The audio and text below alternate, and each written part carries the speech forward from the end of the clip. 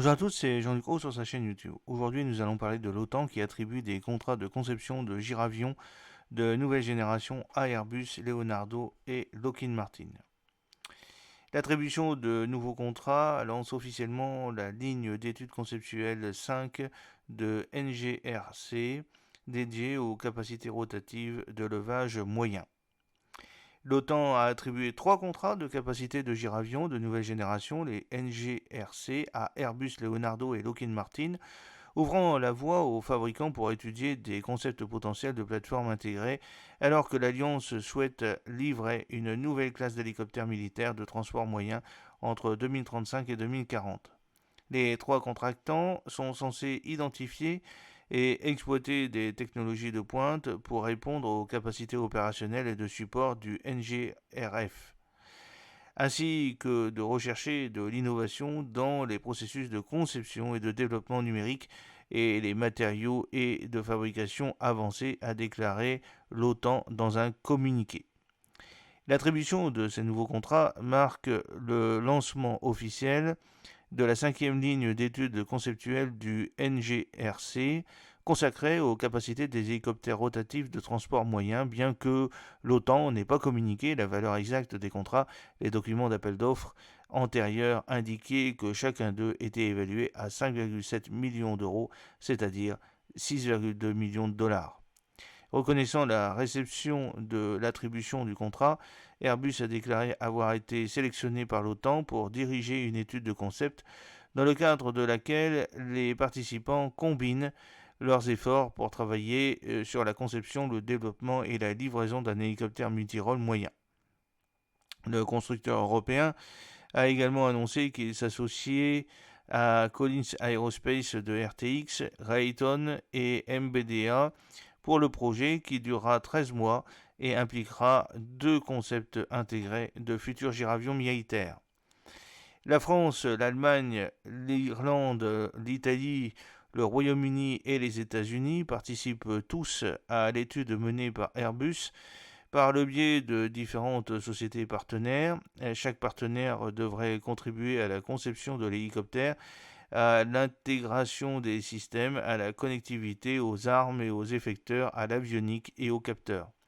Airbus a également précisé que l'objectif sera de développer une plateforme modulaire et multimission capable de répondre aux normes d'interopérabilité de l'OTAN. En outre, un haut degré de connectivité et des systèmes de communication résilients seront prioritaires. Bruno Evan, PDG d'Airbus Hélicoptère, a déclaré: Nous sommes convaincus que nous disposons chez Airbus Hélicoptère des solutions rentables, performantes et efficaces sur le plan opérationnel pour la prochaine génération d'avions militaires, sans révéler sur quelle plateforme le constructeur basera son travail de conception.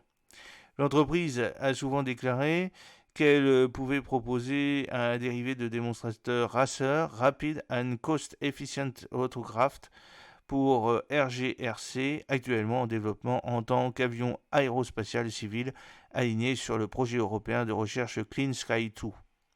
Selon la documentation de la société Airbus, le Racer a été optimisé pour voler à une vitesse de croisière de plus de 400 km/h, 248,5 mph, et vise à obtenir le meilleur compromis entre vitesse, rentabilité et performance de mission.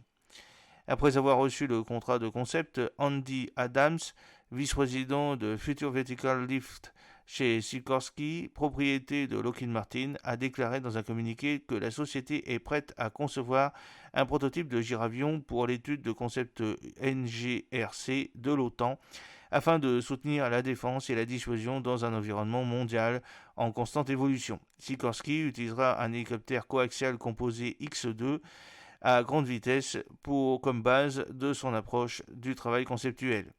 Le X2 était l'épine dorsale des hélicoptères SB-1 Defiant et Raider X, autrefois impliqués dans les acquisitions de futurs avions d'assaut à long rayon d'action FLRAA et de futurs avions de reconnaissance d'attaque FARA de l'armée américaine. Le Defiant a perdu face au Titrotor V280 de Bell pour le programme à long rayon d'action, tandis que le Farah a été brusquement arrêté sans attribution de contrat en février.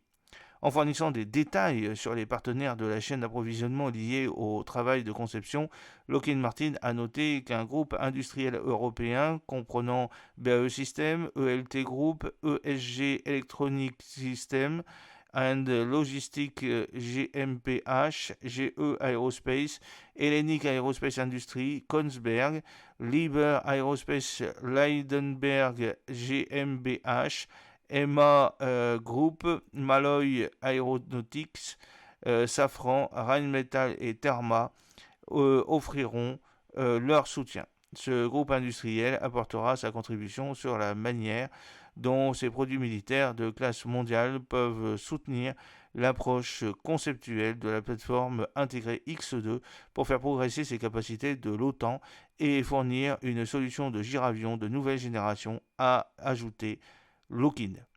J'espère que cette petite vidéo vous a plu. N'oubliez pas de cliquer sur le pouce pour la promouvoir, de vous abonner si ce n'est pas encore fait et de partager cette vidéo sur vos réseaux sociaux. A très bientôt, fidèlement, Jean-Luc O.